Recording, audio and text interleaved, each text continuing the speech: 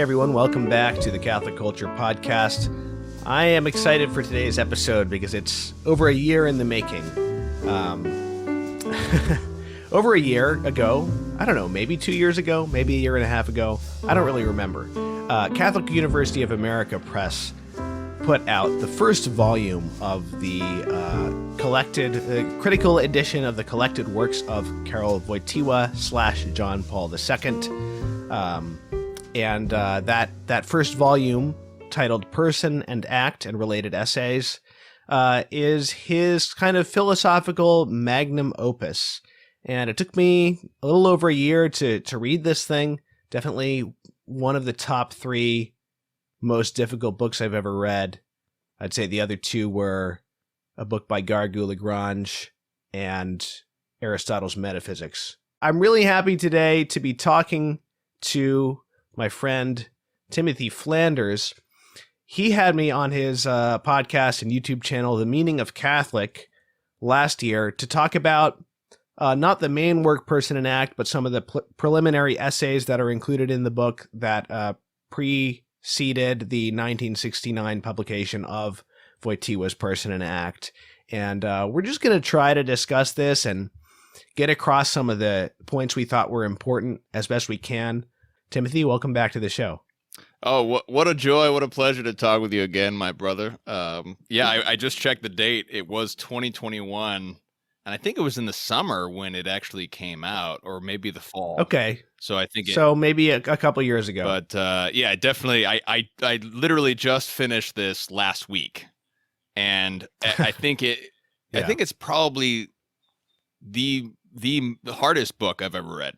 Number one. Yeah. Probably. I can't think of another book that compares to I think on the whole too, because Aristotle's Metaphysics varied in difficulty throughout.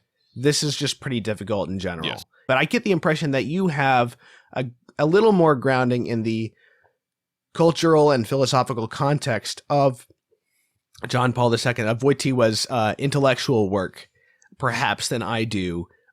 He's associated with 2 schools of philosophy by many people, phenomenology and personalism. And obviously those things need to be qualified. There's different schools within those, and there's different possible approaches to them. But I'm going to have to rely on you a little bit here, if you don't mind, to talk a little bit about the philosophical context that he's working in. Yeah, well, I think that the very first thing, St. John Paul II is such a critical and popular figure who has touched the lives of literally millions of people, millions of souls. And at the same time, I think there are many things that are misunderstood about him. And one of the things is a very, very, very common misconception is that John Paul II was a phenomenologist. And that's true, but also false.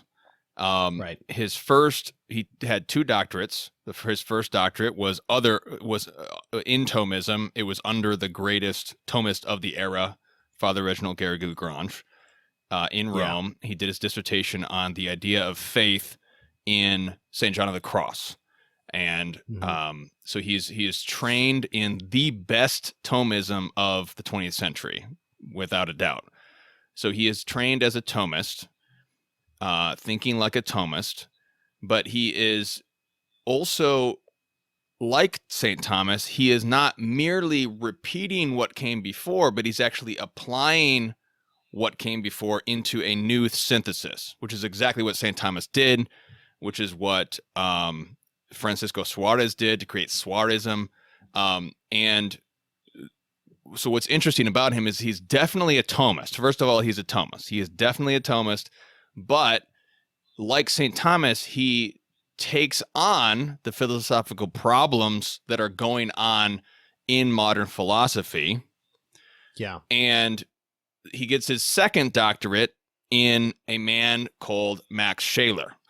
Who is Max Scheler? Max Scheler is a German philosopher in the tradition of what I would call Augustinian phenomenology. And the reason I say that is because the term phenomenology is another term that's very misunderstood, because it's a philosophical school of thought which is founded by Edmund Husserl, who is a baptized Jew he was trained with Aristotle under Franz Brentano, who's a Catholic priest, and then his fellow student was Sigmund Freud. Fun fact. But what happens was Edmund Husserl founds that his first philosophical efforts are basically what it is a Platonic method, a Platonic methodology of classical realism. And that we need a little bit more breaking down of what that is. Essentially, it's not an Aristotelian methodology. It's a Platonic methodology, but it is a realistic methodology. Realism is the idea that there is absolute truth, basically.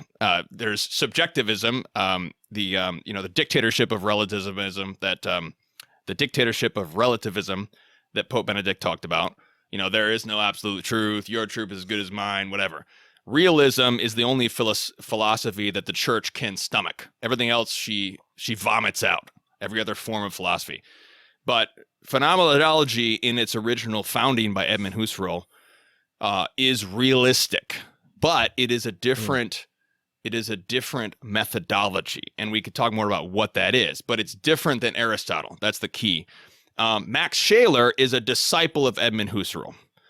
There's two other famous disciples of Edmund Husserl, namely Dietrich von Hildebrand and Edith Stein, aka Saint Teresa Benedicta a Croce. But Max Scheler is kind of the black sheep of those three, because whereas those first two I just mentioned were pious Catholics who died pious Catholics, and one of them's a saint, Max Scheler was not so pious. He was a Catholic, but he actually died excommunicated because he divorced his wife and married again and a bunch of stuff. But before he sort of fell into all this sin, he did write a number of very profound works that had a huge impact on 20th century philosophy. And so all of that to say, finally getting back to the point, is that Karol Wojtyła does his second doctorate on the question, can we use Max Scheler to formulate a system, an ethical system? That's his question for his doctorate, is can we use Max Scheler's thought, his phenomenological system, to create an ethical system? And his answer was no. That was his answer, was that no, you cannot. And the fun fact is that Dietrich von Hildebrand said, yes, you can. And he wrote a book called Ethics on that very thing. But so right there, we can already see that Dietrich von Hildebrand is really a phenomenologist, whereas John Paul II rejects Max Scheler's phenomenological system as a base of ethics. Nevertheless, he does say that one can use this to basically, what he's trying to do here is he's trying to fill in certain gaps in Thomism that had not been totally worked out in the Thomistic tradition, namely the reality of the subjective, the reality of the consciousness. And the reason I use that phrase is to, again, distinguish this from subjectivism and relativism, because we all know that we have a conscious subjective experience because it's real. We all experience it. We all know it's real. And this is just a philosophical, metaphysical, epistemological area that St. Thomas and Thomism had not fully explored. They had to explore it to a degree, but St. John Paul II is just going to the depths here, basically, with this text. And ultimately, it founds, really, it results in a synthesizing philosophical school called personalism. So all that to say is... If I can just... Yeah, go ahead. If I can just mention the second volume of the collected works of Wojtyła from Catholic University of America Press is going to include his writings on Max Scheler. I just thought it'd be a good time to point that out. So that coming soon. I think you'd buy it now, but I think you can order it now. Yeah. So all that to say is it's a misconception, and it's also misleading to state that St. John Paul II was a phenomenologist. Part of that is because the original English translation of this work was very faulty and very messed up, because it was unfortunately the Tamienska, the original translator, is now deceased, rest in peace. But she actually kind of decided to translate it, and what she did was she translated it in English, and then she took out all the Latin references to St. Thomas and all these Latin terms and Thomistic terms out of this text. Right.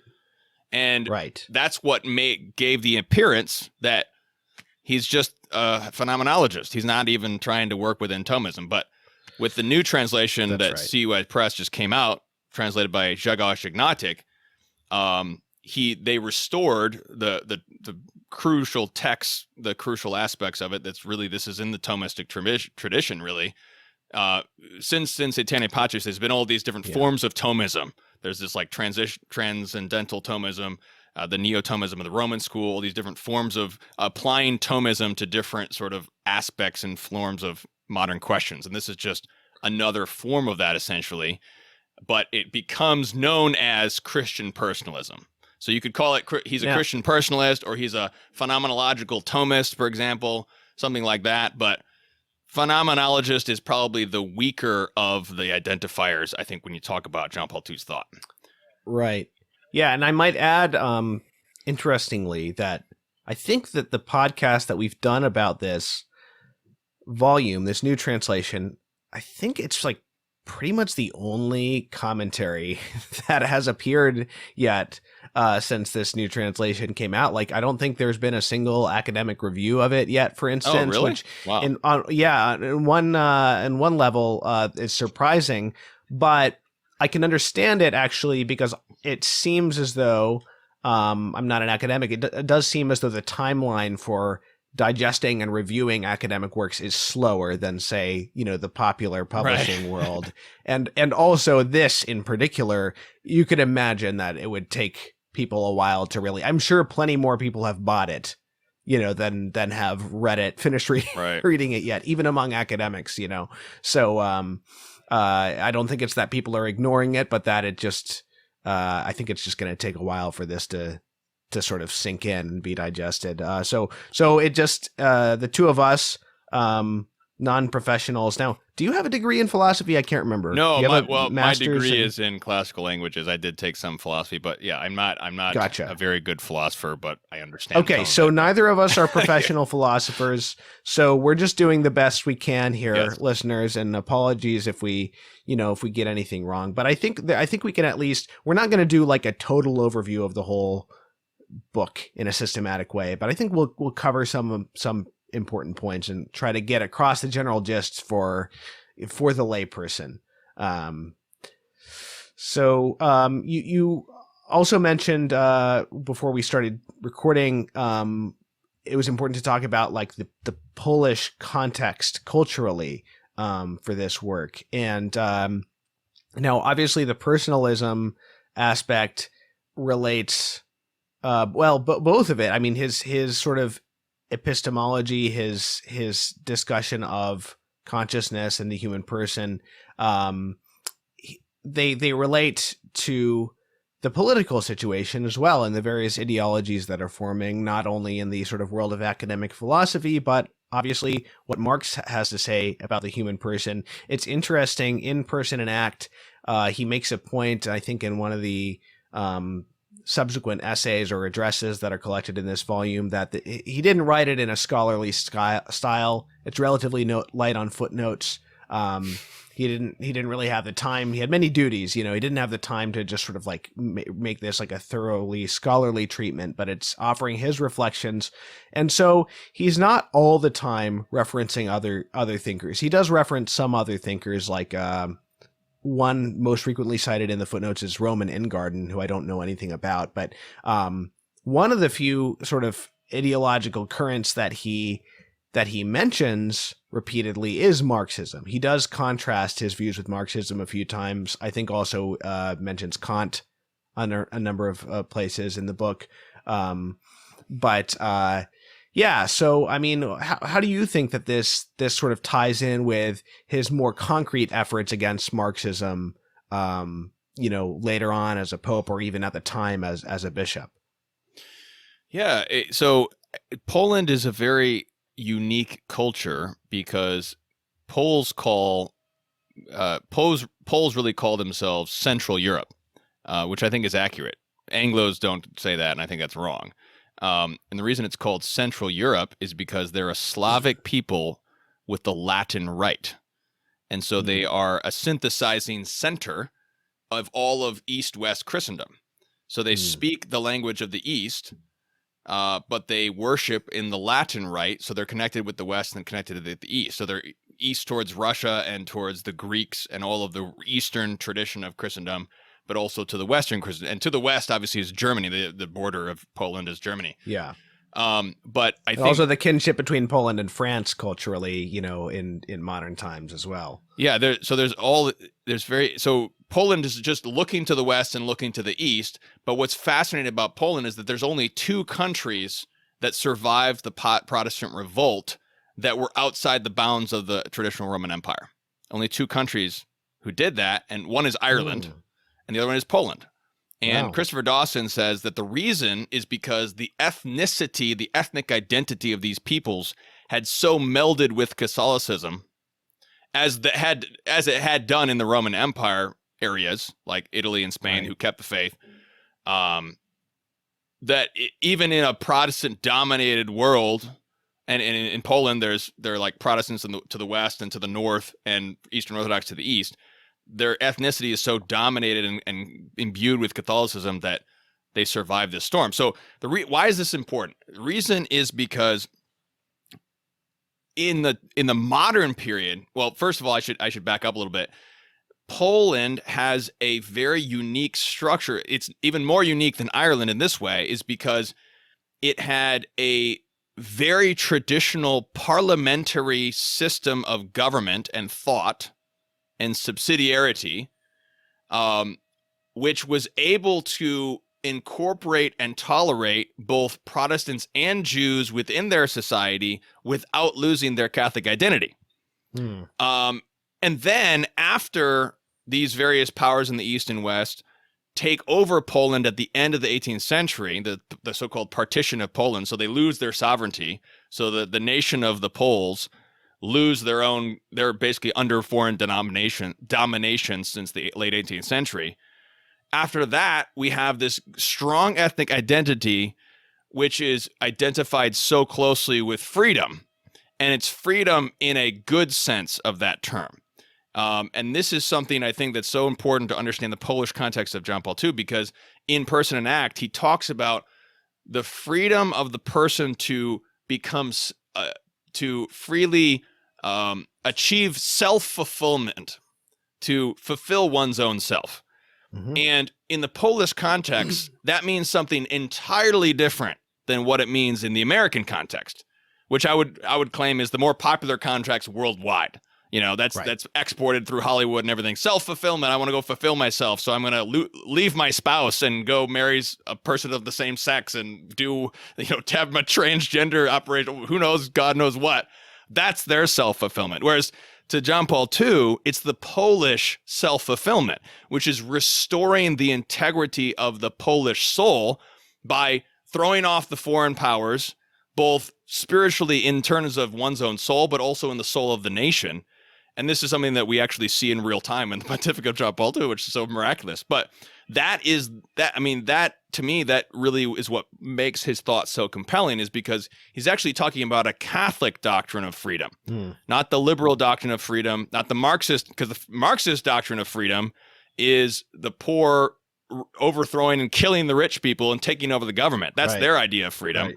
And then the American idea of freedom is just do whatever you want to, freedom. And also, so by John Paul II making this personalism, by creating this philosophical system of personalism, it utterly refutes both Marxism and the liberalism, sort of individual capitalist mindset, not capitalism in the worst sense of that term, not, shout out to my free market people. I'm just saying, like, the worst form of individualism, basically. So it refutes both of those completely. I forgot to mention National Socialism, because obviously Poland goes through this great passion of the 20th century, meaning a suffering, under National Socialism from the East, which is just a repeat of prior Prussian and German oppression. That's just a repeat of the same thing they had before. And then we have Soviet communism from the East, which is, again, another repeat of the same Russian domination they've been dealing with for decades and generations, which are both these anti-personalist systems.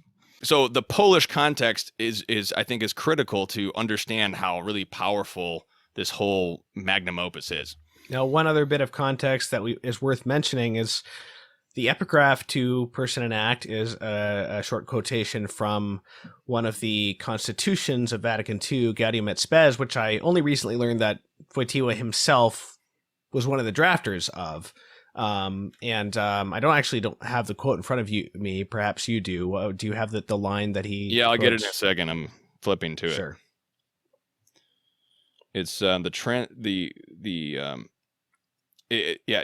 this is one of his interventions. What Gaudium et Spes was one of John Paul II's favorite documents, but he criticized during the drafting committee. He criticized certain portions of it and said we need to connect freedom more to truth. So here's Gaudium et Spes number 76, and it says this: the Church, by reason of her role and competence, is not identified in any way with the political community, nor bound to any political system.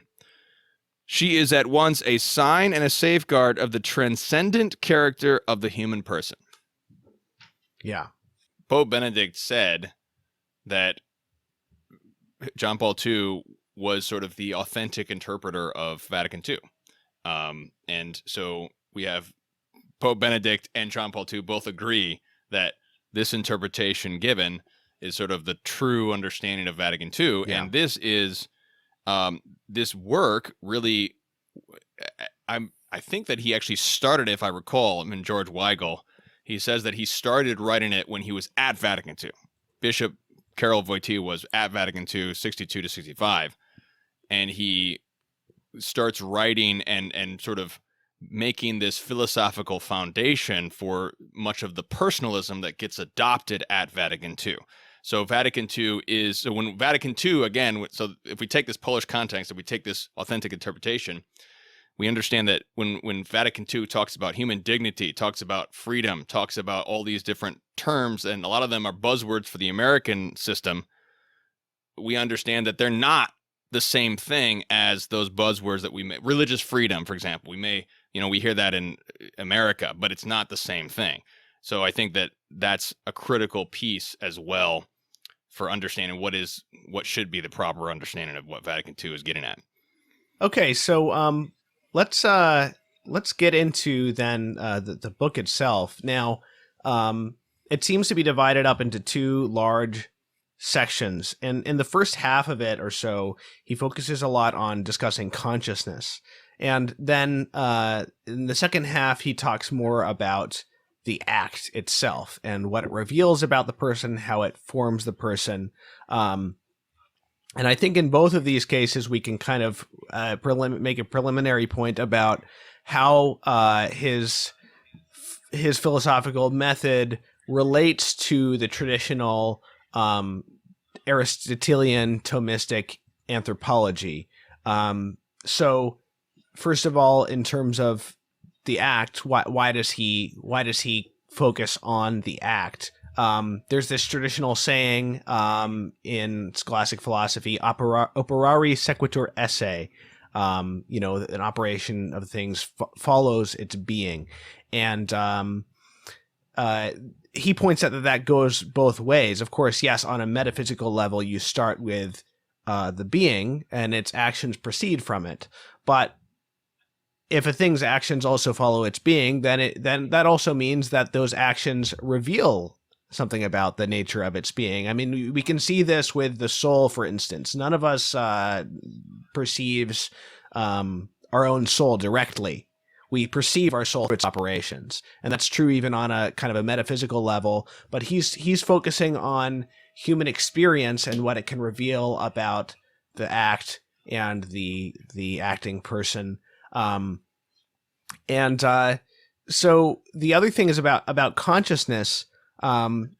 So it's important to point out that this is not, what he's doing is he's trying to give an objective account of the subjective, which you touched on earlier. And so that does not mean reducing human cognition, for instance, to the subjective, but he's trying to start with our experience of consciousness and how it relates to cognition, how the subjective relates to the objective, and get as far as he can with experience. But he explicitly says, and perhaps this was not adequately presented in the original English translation, that he is working, at least implicitly and sometimes explicitly, within the old framework, within the traditional Thomistic Aristotelian anthropology and their understanding of knowledge and those things. And so, so he's basically trying to uphold realism, but by talking about the sources of knowledge. And this is a very classical idea that all of our knowledge begins with sense experience. And now he's not just talking about sense experience, but about some things that are internal consciousness that are even more difficult to describe as well. But this intuitive basis for knowledge, even metaphysical knowledge, is very much a part of the Aristotelian and the Thomistic tradition. And what he's doing is trying to shine a light on that intuitive and that sort of subjective root for understanding things about ourselves and about the world. There was a really interesting line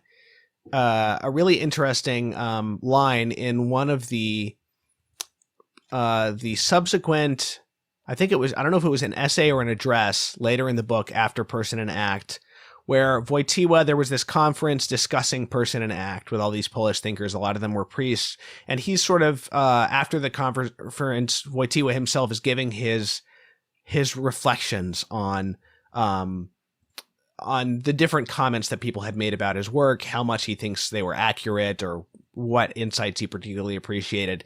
Now, he cites one Father Jaworski as referring to the healing of experience initiated by phenomenology. And Wojtyła says this, quote, has a great significance for the thinkers who represent a realistic position in philosophy, unquote. And so that gives you a sense of partially the reason for the focus on consciousness and the subjective is that over the centuries, various forms of philosophy emerged that tended to kind of sunder the subjective from the objective. Would you agree with that? Right. I was trying to, there's the quote that I was trying to find was when in the very first few pages, he talks about how essentially Cartesianism, so Descartes and modern philosophy basically took one aspect of man that's true, namely the fact that that man has a consciousness, which is a true, real fact. And then they use that fact to exclude all the other facts about man. And so sort of philosophy got locked in the consciousness and couldn't figure out a way out of the consciousness because of its own sin, obviously, and errors and whatnot.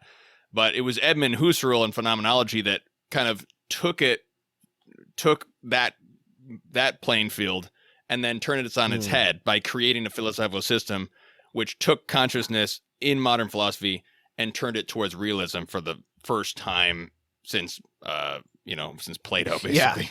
So it's really interesting, this healing of experience. I mean, if you think about the way that subjectivity, lived experience, terms like that are invoked today, both in academic philosophy and in popular consciousness, even in politics, sort of identity politics and things like that, you can see that there is this real, not only just a sundering of the subjective by the objective, but an inevitable domination of the objective by the subjective in many ways. And on the other hand, I guess you could say conversely, with sort of Enlightenment rationality and scientism and things like that, in a sense, perhaps a domination of the subjective by the objective in some ways, in the sense that everything is reduced to a material reality.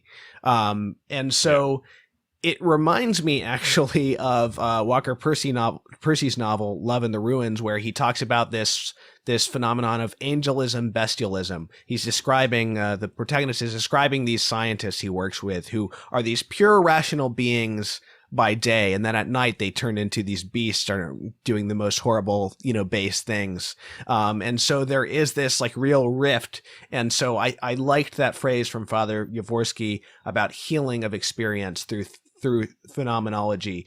Because some people might ask, well, what's the point of all this? Isn't this just navel gazing with the subjective, and isn't it just obvious what's real? And unfortunately, to many people, yes, it is. It actually is obvious, but unfortunately, we are living in an age that complicates the obvious tremendously, to put it kindly. So I think that gives a sense of why these kinds of reflections can be useful.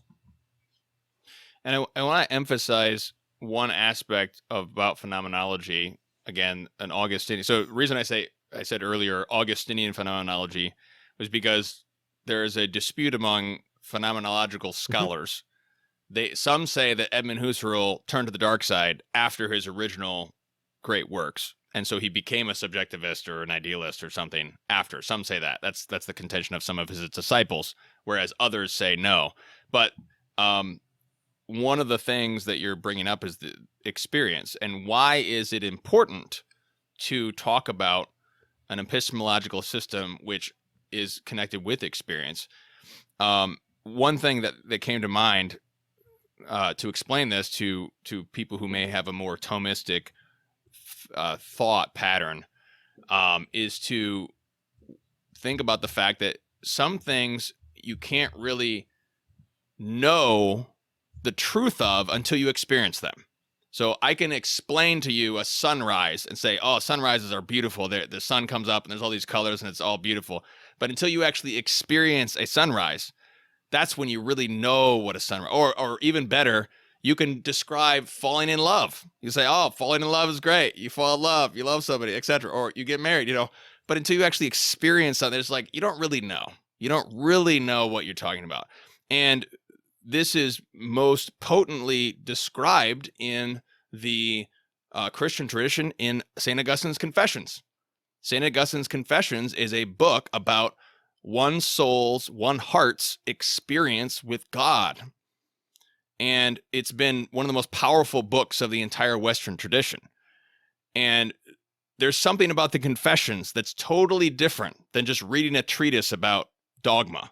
And obviously, reading a treatise about dogma is critical. It's very important that we have a treatise about dogma. That's critical. Very, very important. I'm not denying that whatsoever. But that dogma needs to be experienced as true. You need to not only know about God, but know God himself, experience God as a person. And that's what St. Augustine does. So that's the reason why experience as a philosophical method is valuable. Now, it has limits, as you say. We shouldn't absolutize experience. We shouldn't say, oh, well, I have an experience that is true, so therefore it's not true. That's not valid.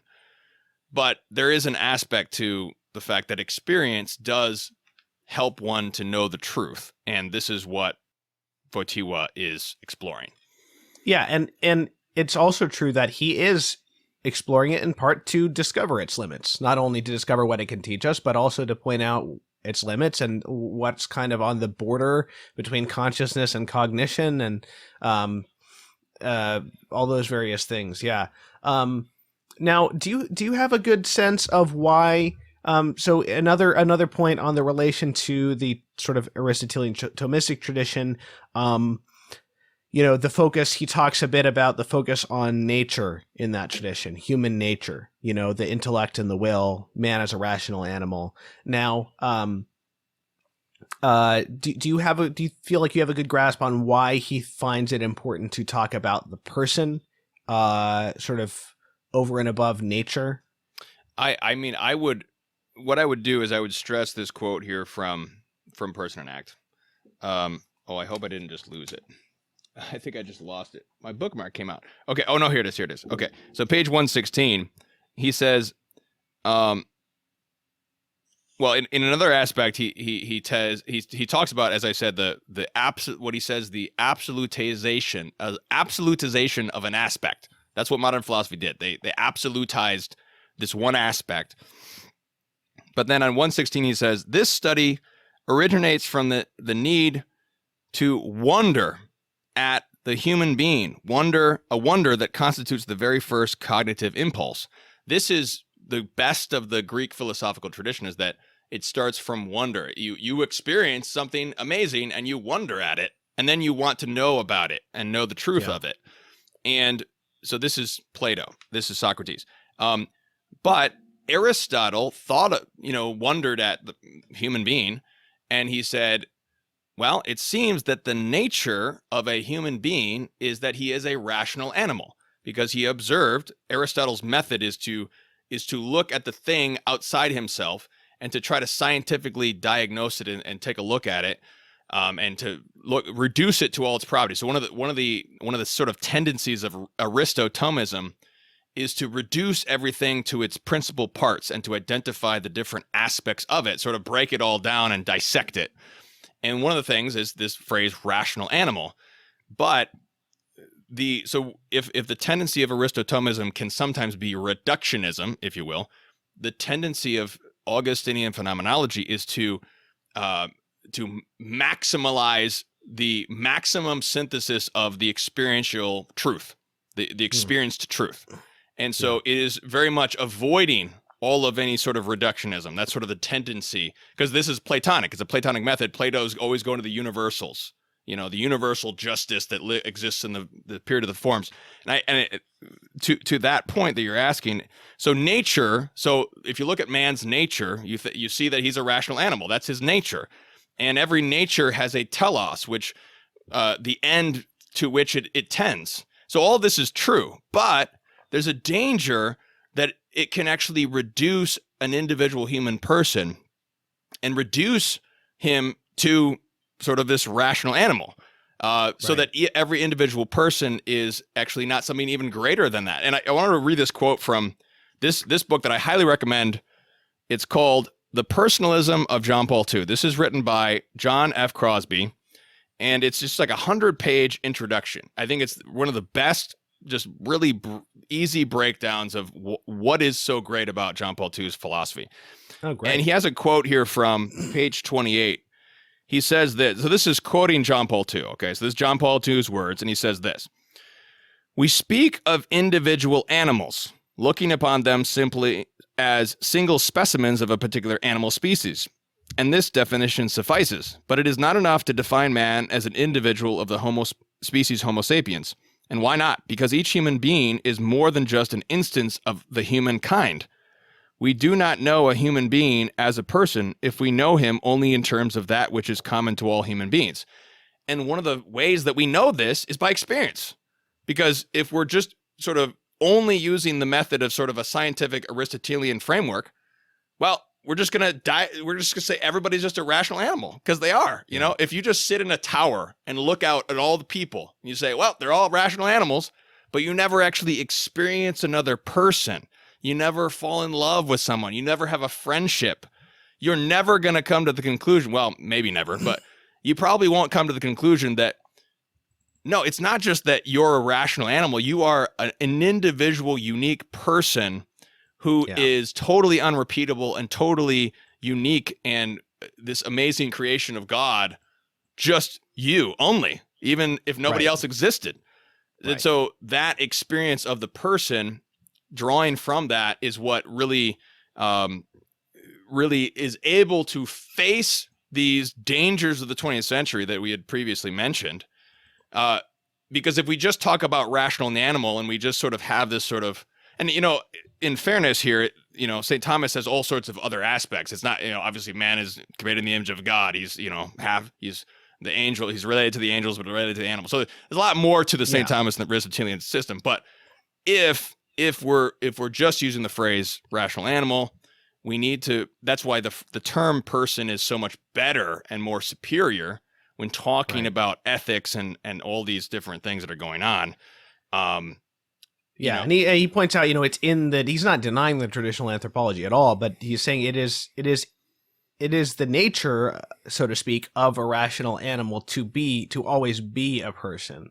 And so within that, so it's not, so nature, he talks about nature as kind of what's determined, but the person, it's not that we have freedom to contradict our nature, but there is a sort of transcendent character to it, maybe. Oh yeah, that's a really great breakdown that you just said, because yes, the nature of the rational animal is to be a person, so you can't change that.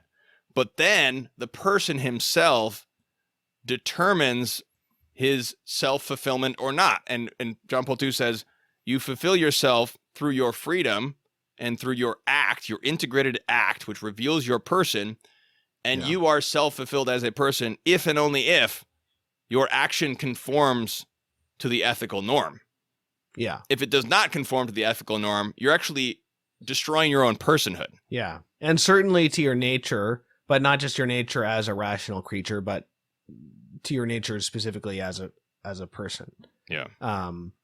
So, all right. I really appreciated the,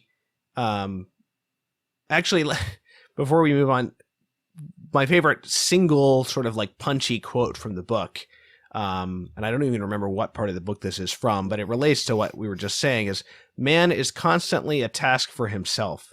He is entrusted to himself as a task, and every time, in every action, volition, choice, and decision, he is being entrusted anew. So I think from the outset we can say, that the upshot, one of the big upshots of this book, is to give you a greater sense of man's responsibility, another really important word for Wojtyła and John Paul II in related to his philosophy of freedom, man's responsibility to form himself. So he talks about in each of the half, I like how the two big halves of the book kind of mirror each other in various ways when he talks about consciousness and action. And one of those ways is that in both cases, consciousness not only reflects the person, but it also constitutes the person's self-knowledge, and it actually forms the person, because self-knowledge is not just a mirror, but it is actually part of the fulfillment of the person.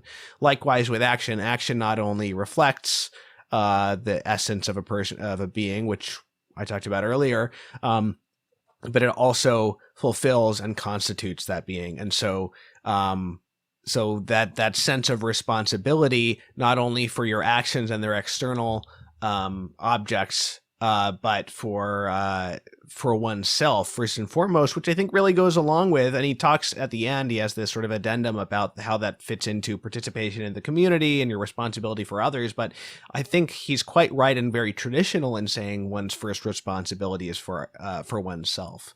Not in a selfish way, but in the sense that we are the only one whose sort of eternal destiny is put in our hands, in a sort of an immediate way. And so I think that so far from being navel-gazing and self-centered and myopic, I think it really fits in with that traditional idea of ultimately, yes,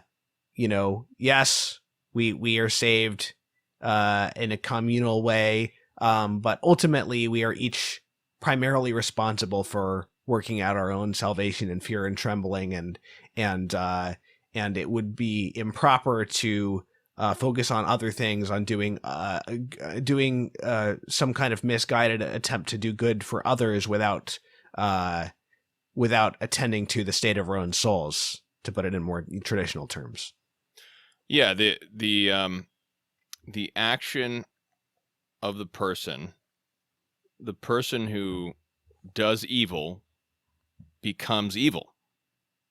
Yeah. And the person who does good becomes himself good. And so the action is done, and the action reflects the person, reveals the person, and also reflects back and creates the person and makes the person good or evil. So if you don't mind, I'd like to go to his talk of consciousness, probably my favorite part of the book, the relationship between consciousness, cognition, self-knowledge, lived experience. We talked a little bit about this rift between the subjective and the objective, and the Cartesian approach, which kind of spirals, into modernity. One kind of you hear people talk about consciousness these days, even and apparently at Wojtyła's time as well, as though consciousness is sort of identical with intellect, with rationality, with like the whatever higher capacity human beings have for thinking and willing. The materialist approach is we're studying consciousness by, attaching wires to somebody's brain, that kind of thing. And there tends to be this kind of making consciousness itself into the sort of the substance behind human intellection. And Wojtyła insists consciousness is a function. It's not a substance. It reveals the subject to itself, but the subject stands outside or at the foundation of consciousness. And in consciousness, he says, human subjectivity is shaped and manifested to itself. But it always has this sort of back and forth relationship with what he would call cognition, the sort of objective knowledge. And I think it's really fascinating the way he describes this kind of mutual feedback between consciousness and cognition, which lives to what we might call an authentic lived experience and a really intuitive self-knowledge.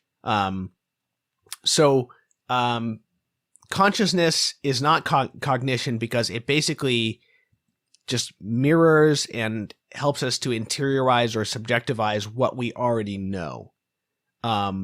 Cognition is the actual process in which we come to know things objectively. Now, he talks about understanding as a different term, and he says it's understanding that helps experience fulfill itself in its proper cognitive character. So he uses this matter form way of speaking, that in human cognition, experience would be the matter and understanding would be the form.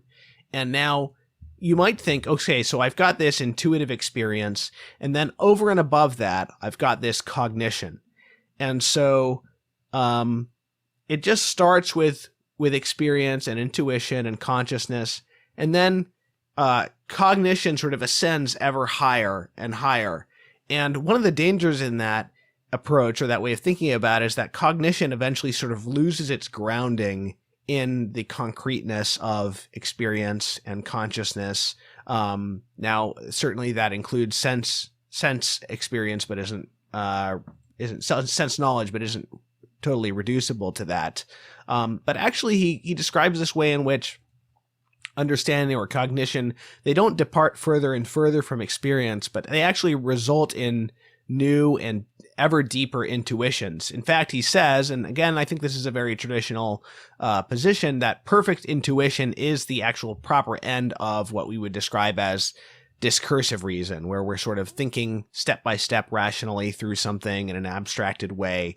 And as you said, we're not meant to merely know about God, for instance, but we're meant to know God directly. This is the two ends of man. Traditionally, there's a debate: is knowledge of God mainly what we're going to be doing in heaven, or is love of God mainly what we're going to be doing in heaven? And so I think when you look at this actual unity between experience and cognition that can develop such that they are kind of a single intuitive act, I think that we can sort of solve that seeming divide between knowledge and love. And this is something that's very much indicated in the Old Testament way of speaking of marital love, right? Of loving as knowing someone. Mary says, "How can this be when I had not known a man?" Now, that's not merely a euphemism, to avoid saying, sexual intercourse. That actually is revealing something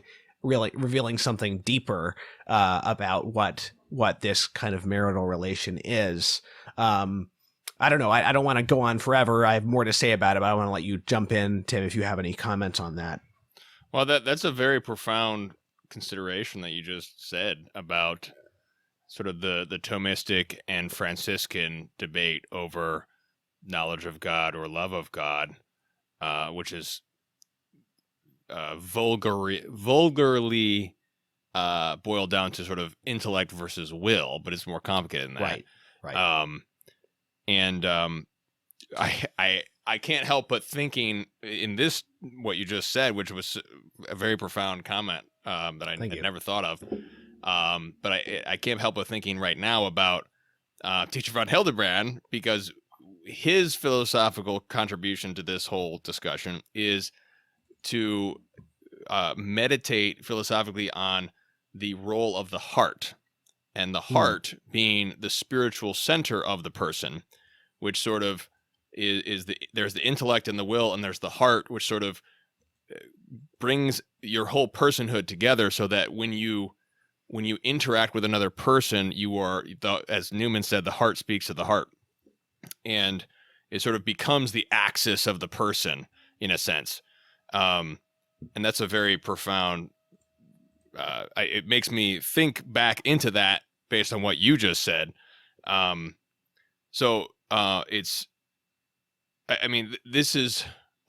This is such a profound, ultimately this whole book has really made me so much more,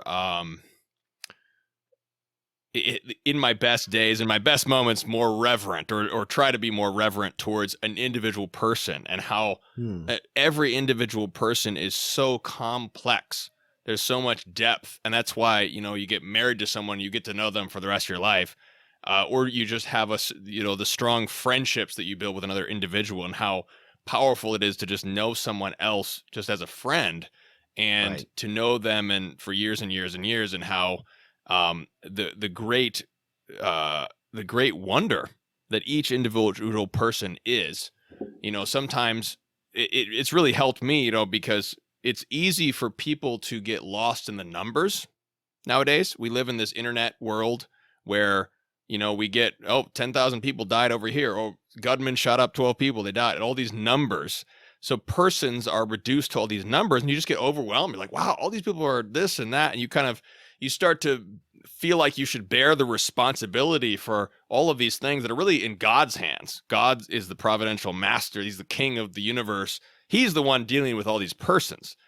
And when I step out of that world, and then I step into the world of the person, where then I start to just meditate on this person right in front of me right now. You and I are just talking right now, and we're interacting as persons. And, I'm going to go and talk with my wife and my children or whatever. And all of this reality that Wojtyła attempts to unravel, and this is just a sliver of the person. This is a huge 600-page philosophical text which attempts to peel back the wonder. So when I start to exist in that world, then I'm in a world of wonder. And I can, but at the same time, I'm not overwhelmed by that world of wonder. I'm actually drawn into that world of wonder. And so it's sort of the beauty of the individual, the nobility and the beauty of each individual person is what this text ultimately, I think, achieves in some small way. And it helps bring us back to that, which I think is just more real. That's the real world. Whereas the world of numbers and all this stuff, that's not the real world. There's a certain unreality to that, I think, because yes, it's obviously all those things are real. People are real out there, but it's just not something that you have control over, or I think that God really designed you to deal with all that, Right. It's just another world that's sort of ephemeral and not quite natural, I think, not according to our nature. Yeah, no, I agree. That's a great point, Tim. So I'd like to talk a little bit more about this mutual feedback between consciousness and cognition, just to give the listener an idea of, obviously don't want to get too far into the details, but so he starts with this, uses this traditional term suppositum, meaning the ontological subject. You start with that. Then you've got what he calls mirroring consciousness, in which man is given to himself as his own I, meaning that he experiences himself as a subject. And along with that part of that mirroring consciousness is also consciousness of consciousness that I have consciousness. Then from there you get reflectivity on consciousness, which is where you get the objectivization of that awareness. So that sort of experience turns into knowledge of man acting, and of man acting consciously. Then you get what he calls reflexivity, which is the resubjectivization of the objective self-knowledge, so that it's integrated and experienced subjectively. So it's not only that the subjective experience needs to be objectivized and evaluated and properly integrated into the objective cognition, but also that the cognition needs to be reintegrated and experienced subjectively. And then that reflexivity produces what he calls lived experience, with a dash between the two words, which he calls the final and definitive mode of consciousness. It not only mirrors the subject, but it also constitutes the subject in an experiential way. And actually, in this way, he says spirituality, as a side note, he says spirituality, which strictly speaking exists outside of experience and is reached through reasoning, manifests itself experientially, which I thought was interesting. But this idea that it's not, we don't have true lived experience. Our experience has not been authentically lived until it is sort of, it's, I don't know. I just had the image because I watched like an old silent film documentary about the making of a samurai sword, where they like fold this metal repeatedly and compact it until it's really strong. Basically, you have to have this back and forth motion between cognition and consciousness until everything gets sort of integrated in this really unified manner. And part of the reason I wanted to go into that is it touches on this phenomena that he describes called emotionalization of consciousness. And I think this is very relevant today. This idea of lived experience almost becomes an idol, improperly understood in our time. Just to give an example, I remember hearing several years ago from certain people, we'd be having a discussion or even a debate about something, let's say, Catholic feminism or something like that. And I'd make a point or ask a question and they'd be like, "You're dismissing my lived experience." And I'm like, well, no, I actually have nothing to say about your experience.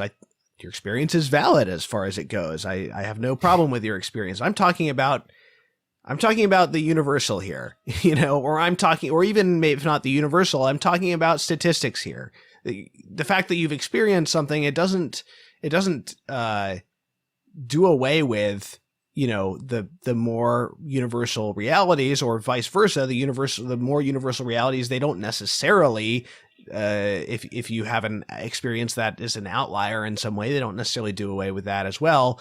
But I remember kind of feeling like they cite their own experience as though experience is sort of self-authenticating, as though it's not possible for us to misinterpret our own experience, as though we are the sort of definitive arbiter, and that our own personal experience allows us to make universal statements because of some special expertise of suffering or something, and so Wojtyła talks about this emotionalization of consciousness, which I think is relevant.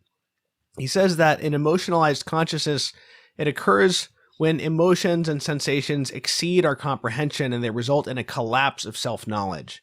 The emotions being too strong or the self-knowledge too weak for consciousness to maintain its objectivity. The main focus of consciousness, he says, becomes not knowledge or acts, but what happens in me. Because earlier he's made this distinction between what happens in man and the actual actions of man. What happens of man are things like, our digestive processes or breathing, things like that. And things that we may experience, but that we don't experience as caused by an act of the will. So if it gets bad enough, this emotionalization of consciousness, we perceive it as something that happens, losing connection with the I in which it happens. Emotions are mirrored. They're still mirrored, but they're not mediated by understanding in this kind of mutual feedback that I discussed. And so that goes along with the emotionalization of lived experience. So man lives by emotion objectively rather than fully, that is, cognitively experiencing it subjectively. So what's really interesting is we have this modern ideology of lived experience where it's considered to be that's the really only authentic thing. And, abstract reasoning is not authentic, but he's actually saying that unless cognition is properly integrated with your consciousness and your experience, it's not a fully lived experience. You are failing to fully live your experience. You're experiencing it on a raw level that is actually not commensurate with your rational nature or with your personal nature. And so I think that's such a great rejoinder to this cult of this false cult of lived experience. And so what he actually says is that you're not experiencing things anymore. You're just allowing these things to live in you and off you in what he describes as an impersonal way. So I just think that's a brilliant insight. Yeah, absolutely. This is that was one of my favorite parts in the book, the emotionalization of consciousness, and how the emotions, if you have a strong emotions, which sort of takes control of your will and your consciousness, it sort of defines your truth, but you haven't self-reflected on what that is. And what's really profound is that if, on the other hand, you truly have the integration of the person, that's one of my favorite terms of Wojtyła, was integration. You have an integration of all of the different aspects of man in your personhood. Then you have efficacy, which is the true free act of one's will through self-consciousness and self-knowledge, and the emotional reaction to truth, the experience of truth. And what happens is I found this great quote here on page 214, where he says that what happens is there's a synthesis of objectivity. Objectivity is proper to action insofar as its dynamic core is self-determination, identifiable with the lived experience of I will. So you are willing something, you're acting upon it, and you're experiencing the fact that you did it freely. You chose that through self-reflection, through this whole act of your will. And then he says, self-determination places one's own I, that is the subject, in the position of the object. It then realizes the objectivity of one's own I in subjectivity. So basically, you are discovering that you are a person. Yeah. You're discovering I'm experiencing that I am a person. Wow. Yeah. And on the other hand, you can experience what it feels like to not be treated like a person by somebody else. Right. And if someone's not treating you like a person, you can feel that and you can experience that. But on the other hand, if you are acting like a person, truly, not just allowing your emotions to take control, but you are truly acting through self-knowledge in accordance with the ethical norm. You are fulfilling yourself. You are doing good and becoming good. Then you experience that you are a person. You're acting according to your own personhood. And I think that one of the most powerful things about this is that what it does is that, as we said, the tradition that's passed down, Aristotomism, etc., says really much of the same thing in terms of what you just said. In terms of the passions, that the reason should govern the passions and whatnot. But by using experience to explain the same thing, it's St. John Paul II is speaking to modern man sort of in his own language, in a way that he can really understand. If we talk to most modern men and we try to talk about intellect and will and irrational passions and concupiscible appetite and all these sort of Thomistic distinctions, they're not going to have the faintest idea what you're talking about, unless they're just very philosophically astute. But if you talk about, hey, how did it feel when that person, when you cohabitated with your, girlfriend, wife, whatever, or, when that person didn't treat you well, when that man didn't marry you and just wanted to fornicate with you, how did that feel? You felt like you were abused. You felt like you weren't treated like a person. You felt like you were abandoned, that you deserve better. Well, that's experiencing. So you're talking about there's sort of this experience of the personhood or not.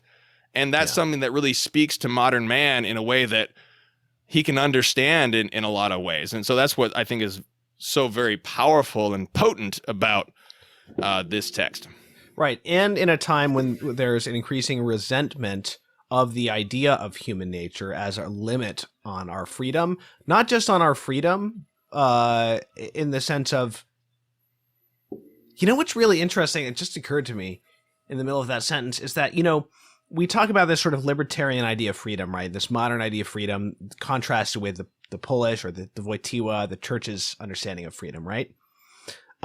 Freedom being able to do what you want.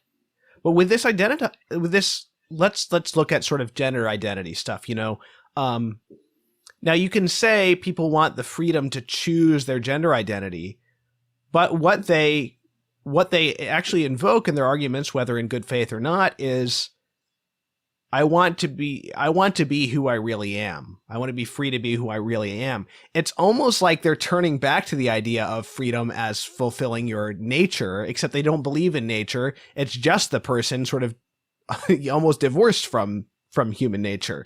And so the reason I mention is that, you know, this approach to this through experience that you just mentioned, it also shows that it's not just that you're just being dominated by your own nature and sort of having to check these boxes and act in a way befitting a rational animal. It's also showing that you're not even, unless you're behaving in a rational manner, you're not even authentically experiencing your own experiences. So it connects that thing of the authenticity that people want to feel with themselves with the demands of rationality, which I don't know. That's just something that only just occurred to me.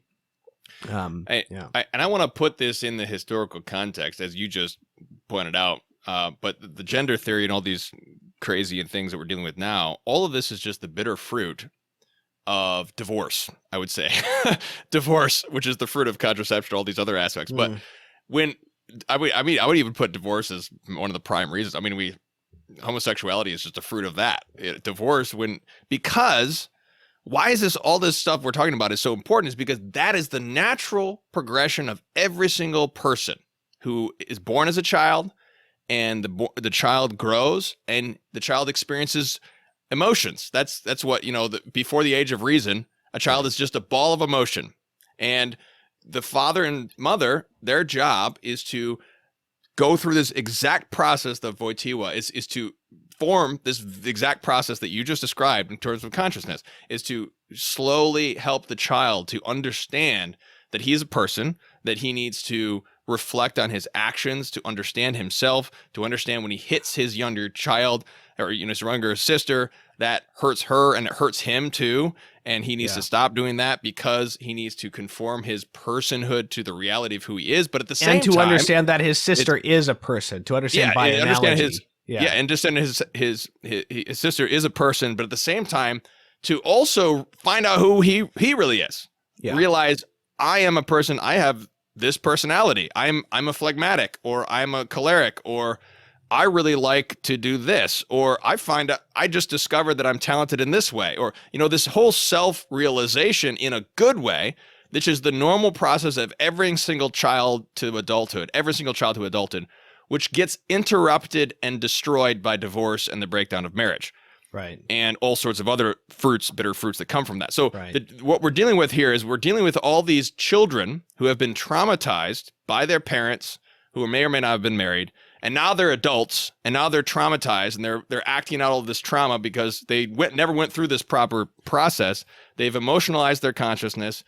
They're self-identifying with their emotions. So I'm an X, I'm a Z, I'm a LG, whatever word it is, because you didn't go through this with your parents.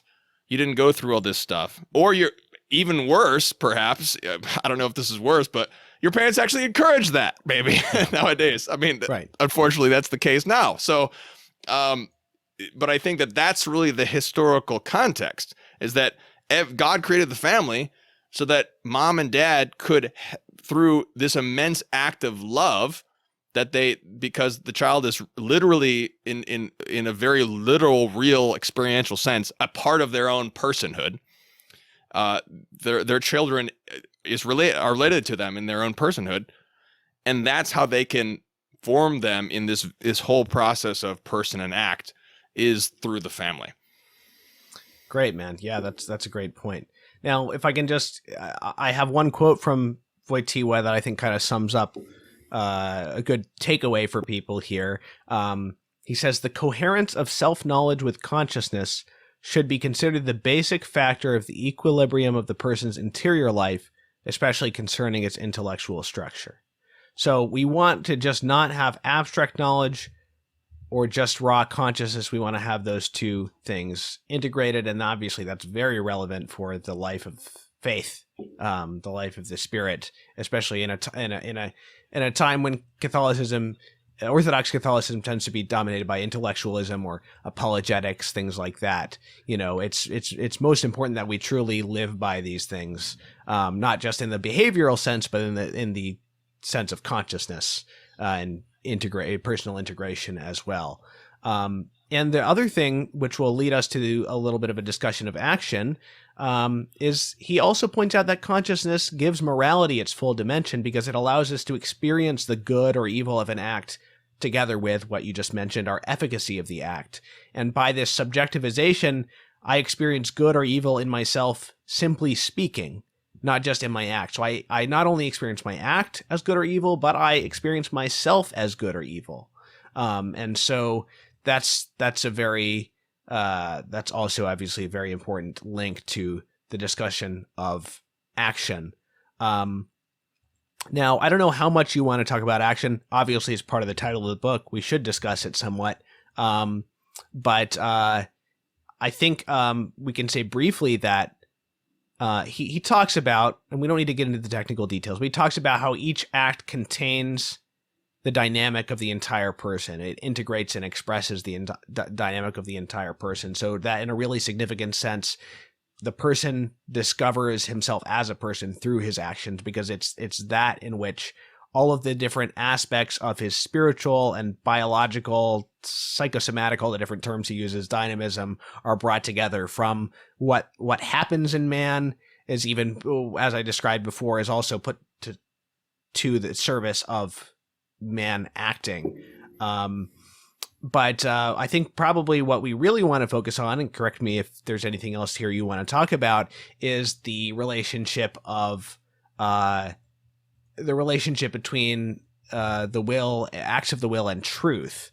And he talks about, well, I guess one preliminary that I should say, again, relating this to the traditional philosophy that he was trained in, he points out that this work, Person and Act, is not concerned with the specific content of ethics. It's more concerned with the, if you can call it that, the sort of moral and ethical character of acting as such, just acting pure and simple, and how it relates to the person and morality. So he's not getting into the details of morality and ethics, but it's more like the whole category, the whole experience of morality and ethics as such. Does that sound right? Yeah, what's so powerful about this text is that it's building an entire philosophical system which ends up proving the transcendence of man and the necessity of ethics and all of these other things and spiritual things without even getting into that stuff. And it's sort of a purely rational look at this sort of thing without even getting into that stuff necessarily. Going back to this modern libertarian view of freedom, which also goes back to certain medieval eras. You know, Occam is William of Ockham is often blamed, sort of the voluntarism that develops in the late Middle Ages. Basically, the idea that freedom is indetermination with regard to objects of the will. It's essentially that we are sort of, the will is kind of indifferent towards its objects and not more inclined towards one than the other, and it's just kind of almost an arbitrary choice that we make. There's a number of reasons why it can't be just reduced to this indetermination. One of the reasons, he says, is that, as he puts it, volitum, willing, presupposes cognitum, thinking. And he says that choosing involves, quote, a certain subordination to truth and not simply a mere relation to objects, unquote. And this is why part of the reason that our will, it responds to motives, but it's not determined by them. It's kind of both the reason that the will is not determined by its object, but the will is not totally indifferent to its objects as well. I don't know if I'm getting that right, but that's my attempt to explain why the relation to truth helps us to understand the nature of freedom, not just being indeterminate. Yes. Indeterminacy towards objects. The truth about the good is one of his phrases. You have to know that this thing I want to do is good, and because I know that, now I can do it. Yeah. And that is attempting to experience or interact and have a relationship with objective truth that has nothing to do with whether or not you exist or what you're perceiving. The very structure of the whole thing is an attempt. I mean, even what you just said, like the transgender, whatever queer theory is I want to be who I really am. Well, that statement itself is an attempt to interact with objective truth, even though it's subjectivized. Because that statement proves the fact that you have to subordinate your person to objective truth. Right. Because you are like the very structure of you can't even make an argument without saying I'm trying to seek the truth about the good. They just don't realize it, Right. But that's what you're getting at. Yeah. So what he says is that dependence on the truth makes the will independent of its objects and their presentation, the way that they're presented to his cognition and his will, while giving the person superiority over his own dynamism, his own kind of everything that's going on in him. And he refers to that as the transcendence of the person in the act. And so there is this transcendence, and it has a personal character because it's not simply determined by external forces. It's not simply even determined by the nature of the person, although it is conditioned by that and should be fulfilled in an appropriate relationship with human nature. But so he even goes so far as he says the indetermination with regard to objects of the will, which is colloquially what we call freedom today. He just says that's just a secondary effect of this self-determination where the person is sort of superior to any given part of himself because all of these things are united and sort of transcended.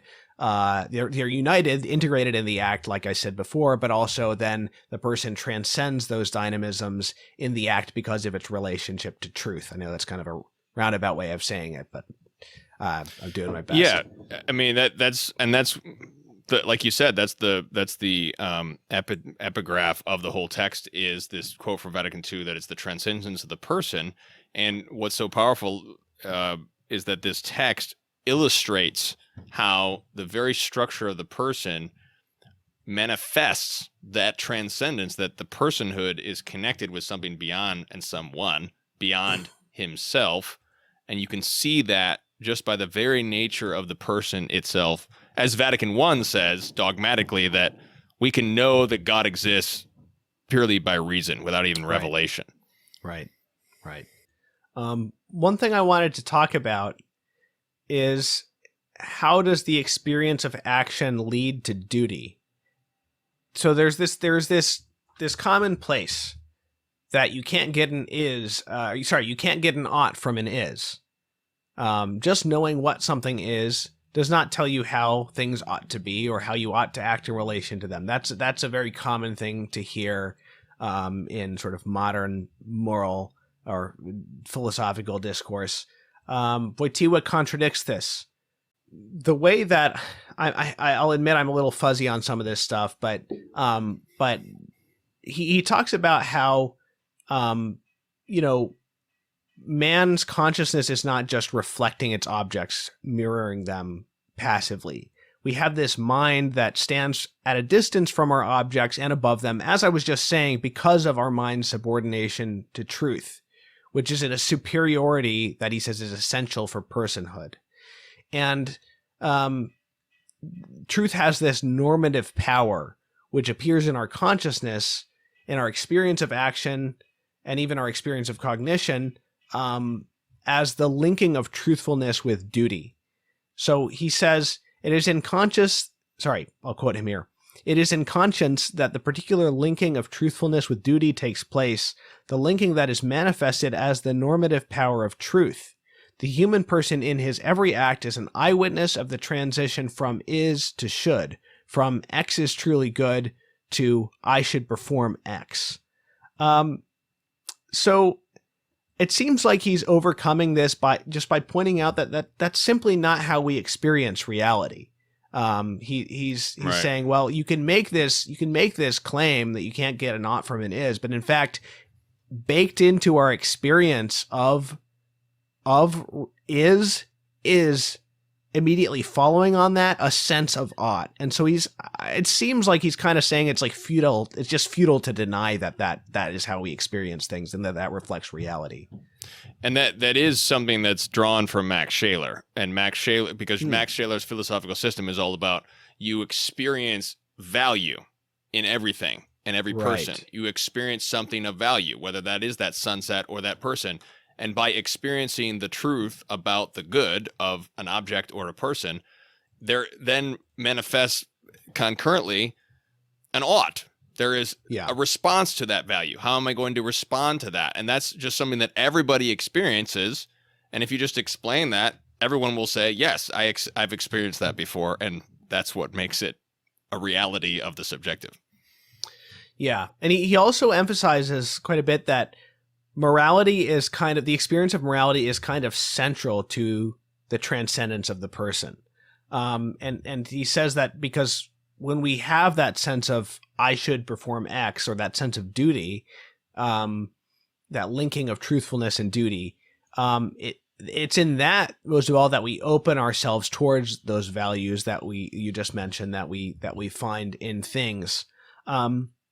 At the same time, though, moral responsibility isn't just responsibility for external values. I should treat so-and-so in this way, or I should treat this animal in this way, or I should, treat the earth in this way, whatever it might be.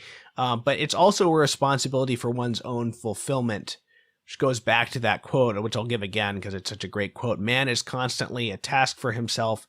He is entrusted to himself as a task, and every time in every action, volition, choice, and decision, he is being entrusted anew. So, I guess we've talked a lot more about consciousness than about action per se, but I think that the understanding of consciousness and how it relates to cognition and needs to be integrated with it is very important in understanding our experience of action as well. Yeah, I mean, there's just this whole world of the person in the subjective, which is finally manifested in the act.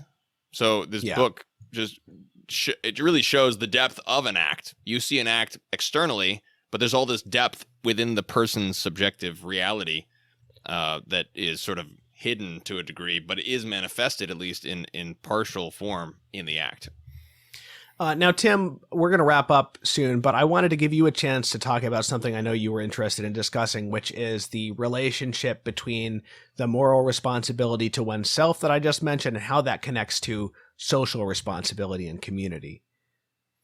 Oh, well, I mean, this goes into the what Wojtyła is doing, and he mentions this at the end of the book and in the post essays in this volume, is how he's refuting in a very powerful way, by penetrating the truth, he's refuting the individualism and the Marxism, as we said, by taking having this personalism. Then we have, instead of individualism, a social and familial structure of individualism, and instead of a totalitarian system, against both of those, he proposes the communio personarum, which is a phrase also in Vatican II and in subsequent magisterial texts, that there is really a community of persons, and that's what the family is, and that's what society is, and that's what the only structure that is possible for anything. Is not a political community, as the first quote said. We're not saying a particular form of politics works, except to say that these forms are anti-personal. Right. This can be properly worked out in a monarchy or democracy or whatever, but it can't be done in a communist system because that's purely anti-personal. The individualist system tends towards anti-personal, but it's not intrinsically. It could become a good communio personarum.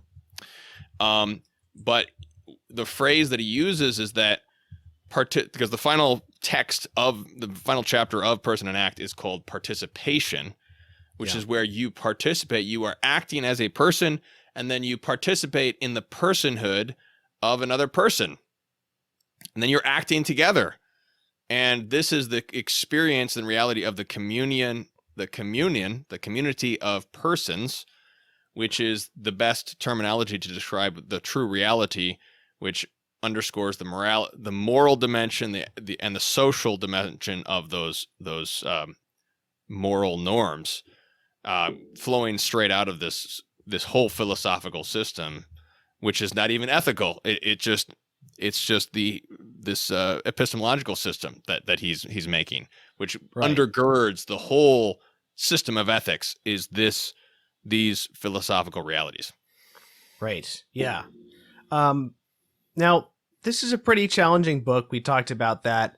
One thing I noticed in reading it is that I couldn't tell if he was repeating himself in certain parts. Like, I couldn't tell if he was repeating what he had just said, or if he was developing it so subtly that I just wasn't perceiving it.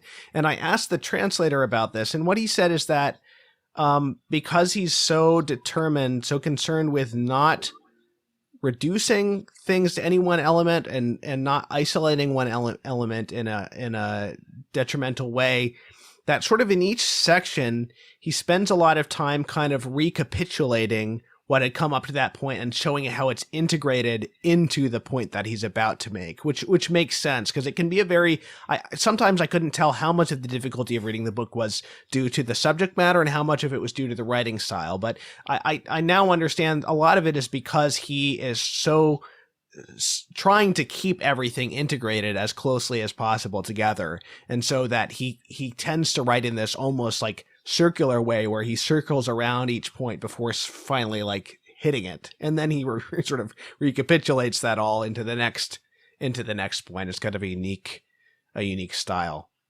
Yeah. And George Weigel in his biography talks about, again, how the Polish ethnic identity helps inform this very unique, and what as Anglo-Western Americans we might think as idiosyncratic or kind of weird, but it's much more a sort of bridge between East and West. When you think about the Eastern liturgy, for example, it's far more sort of circular and recapitulating. The Greek rite is again and again, in peace let us pray to the Lord. Again and again, in peace let us pray to the Lord. And so there's this constant sort of circular deepening, if you will. It's like a circle that goes towards the center, as opposed to the Western mind and the Western liturgy very much is A, B, C, Kyrie, Gloria, Agnus Dei, the communion, etc. So there's sort of a very linear mind. So it's very his thought is very much a synthesizing thought, which is difficult especially for us to understand.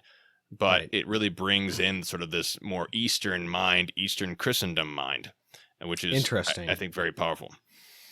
Now, we're of course hoping some people will listen to this and pick up this translation of Person and Act and read it. And we're certainly not discouraging people from doing that. But being realistic, many people will not find it within themselves to do that, or they don't have time or whatever. So, Tim, I know you had a few secondary sources that you were interested in and recommending quickly that people might also be interested in. Right. So I find... you mentioned the Crosby book already. Yeah. So this one I think is the easiest book for beginners. That's the easiest one to read. Yeah. It's 92 pages.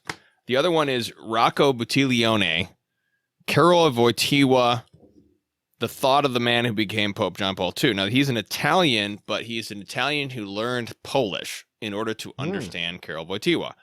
And that's something, as we talked about translation issues before, knowing Polish is critical in some aspects to understand the deeper nuances of all these subtleties. So that's a really, really good text too, but that's a lot harder than the Crosby book. But I think the hardest thing is actually to read Person and Act, which I think both of us would agree we don't really understand the half of it. I mean, it's so deep and profound and dense and difficult, and even Polish speakers find it difficult too. So, but yeah, those are two sources. Discussing it with you has been very helpful. Yeah, it's hey, make a reading group. Oh, I want to recommend this book too. This is not, but this is another great introduction. Especially for like people like us who, we're younger and we may have not experienced. I mean, I know I wasn't even Catholic when John Paul II was the Pope, so I never really experienced John Paul II as I was a kid. Yeah, yeah, and George Weigel's biography is very exhaustive, but it's also a huge text. Yes. This is a really great text that just came out. It's called A Pope for All Seasons by Angelico Press. And it's just a bunch of conversations with people who knew John Paul II and who he was. And so that's a really great introduction to why do all of these older generation Catholics, why are they so why do they love John Paul II so much? I mean, that's the question, and this book gives the answer. So that's called A Pope for All Seasons. Yeah, I have it. I've read some of it. It's good. I read the interview with his secretary, now Cardinal Jewish, who was standing right next to him when he was shot and just talking about the details of that day. Also, his sort of photographer who worked in the Vatican from a very young age as a photographer and was right there taking photos of him right after he got shot, almost by instinct. It was very intense to read. Tim, I'm so appreciative of you for sharing this experience with me, and it was a great idea on your part, I think, if I remember correctly, to sort of read this concurrently, and so it's been very helpful, and particularly this discussion. You did such a great job of bringing it to things that are relevant and people can understand why some of these things are important. So yeah, really appreciate it, man. Oh, it's a joy. I love talking with you. I'm so glad that we have our just constant dialogue. We talk about things in private, we talk about things in public, and it's just great to be your friend and work together for Catholic culture. That's right. There you go. Now, so you can find Tim's work over to some older material, which is it Jake Fowler, his name? He did a series on the ecumenical councils. Which is cool. I just started listening to that the other day. I really enjoyed. I mentioned in the last episode we did together your series with Gideon Lazar about the 5 books of the Pentateuch. Really cool, informative stuff there. Maybe we'll do this again with a subsequent volume of this series. Why not, if we're going to read it, Yes, God willing. Yeah, great. So everybody who's listening, thank you for listening. If you've listened to this whole thing, please do remember CatholicCulture.org. We're in the middle of, at the very beginning, I should say, of our May fundraising campaign. If we don't succeed in this campaign, we won't be able to continue for the rest of the year. So please consider donating. Anything that you give up through May 24th will be doubled thanks to our generous donors providing a matching grant. So please consider going to catholicculture.org/donate/audio. And thanks again for listening, and I'll see you next time.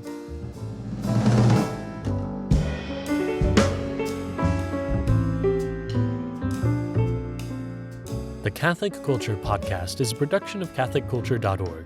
Check out our other podcasts, including Way of the Fathers, an early church history podcast hosted by Mike Aquilina, Catholic Culture audiobooks bringing to life classic Catholic writings, and Criteria, the Catholic film podcast, featuring deep analysis of great films from a Catholic perspective. You'll find all of this, as well as Catholic news, commentary, liturgical year resources, and much more at catholicculture.org.